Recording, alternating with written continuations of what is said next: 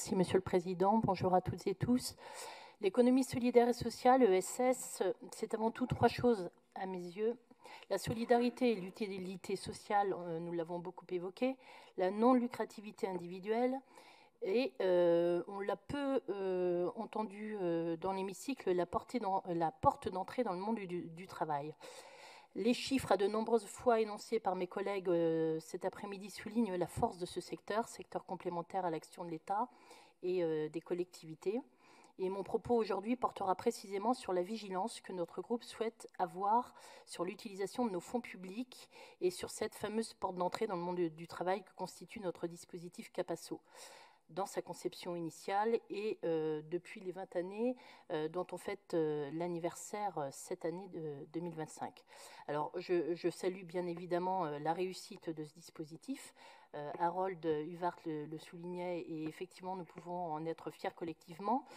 D'ailleurs, j'en veux pour preuve des chiffres qui ont également été cités. On a 80% dans notre région Centre-Val de Loire d'emplois qui sont des emplois issus du monde de l'ESS. Pour autant, on a un manque de transparence, on l'évoque régulièrement, j'en suis désolée, ce sera une fois de plus, dans l'évaluation de ce dispositif.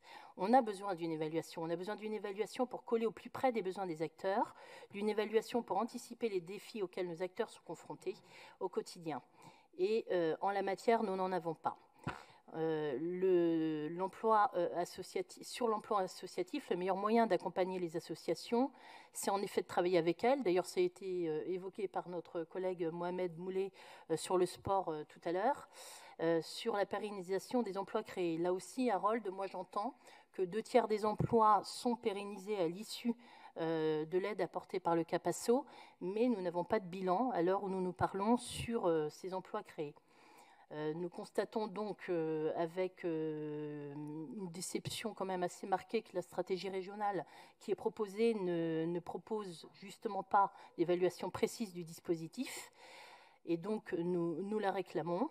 Nous demandons une transparence dans l'attribution des subventions Capasso. Alors un grand merci à David Jacquet parce que lors de la dernière commission, on a eu les premiers chiffres qui nous permettaient d'évaluer, j'en suis désolée, il les a enfin apportés. Alors on va avancer dans ce domaine-là, mais premier chiffre, disais-je, de ces Capasso qui n'ont pas été attribués.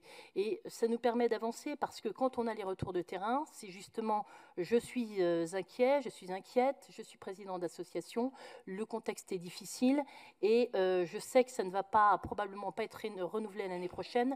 Comment est-ce que je m'organise? Je vous demande de conclure, chers collègues. Le temps de parole de votre groupe est écoulé. Trois choses à retenir sur l'intervention de notre groupe. Nous demandons que soit intégrée dans la stratégie ESS la diversification des sources de financement, recherche de mécénat, de dons privés, etc., partenariat évidemment avec les entreprises, la création de modèles économiques durables, encourager les associations à développer des activités génératrices de revenus, et comme la région Grand Est, on l'a déjà cité dans un autre domaine ce matin, eh bien pourquoi pas créer une conditionnalité, et cette condition pourrait être la suivante, la mise en place d'un projet de formation en lien avec le métier ou le projet professionnel du salarié, et donc nous demandons la mise en place de cette conditionnalité dans cette stratégie.